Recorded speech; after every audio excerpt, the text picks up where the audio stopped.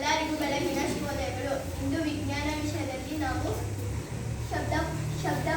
ಶಬ್ದ ಪಾಠದಲ್ಲಿ ಚಟುವಟಿಕೆ ಒಂದು ಕೆಲವೊಂದು ನಿಮ್ಮ ಮುಂದೆ ಮಾಡಿ ತೋರಿಸುತ್ತೇವೆ. ತಂಡದ ಹೆಸರು ಡಾರ್ವಿನ್, ತಂಡದ ನಾಯಕಿ ಆಫ್ರಿನ್, ತಂಡದ ಸದಸ್ಯರು ಉಮಾ ಬೇಗಂ, ಕಣ್ಣಾಗಿರುವ ಆಟವನ್ನು ಬಹುಶಃ ನೀವು ಮಾಡಿರಬಹುದು.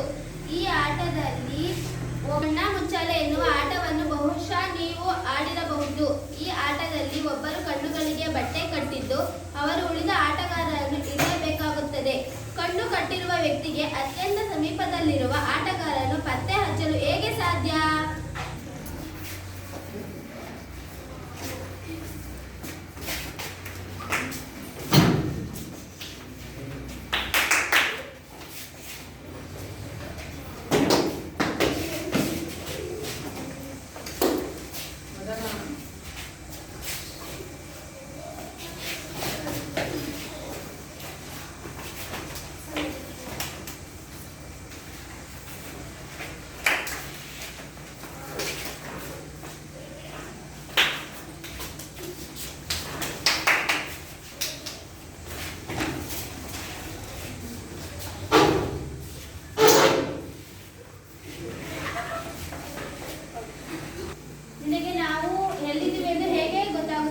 ನಿಮ್ಮ ಶೂಗಳ ಶಬ್ದದಿಂದ, ನೀವು ಮಾತಾಡಿದ ಶಬ್ದದಿಂದ ಹಾಗೂ ನಿಮ್ಮ ಚಪ್ಪಾಳೆ.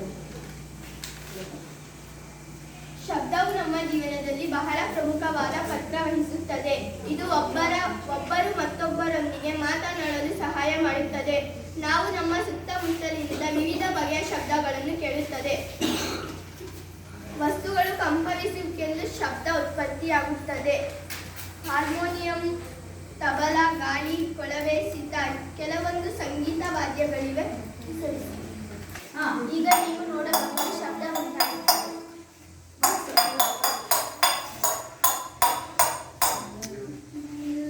ಬಾಣಲೆಯನ್ನು ಬಡಿಯುವುದು,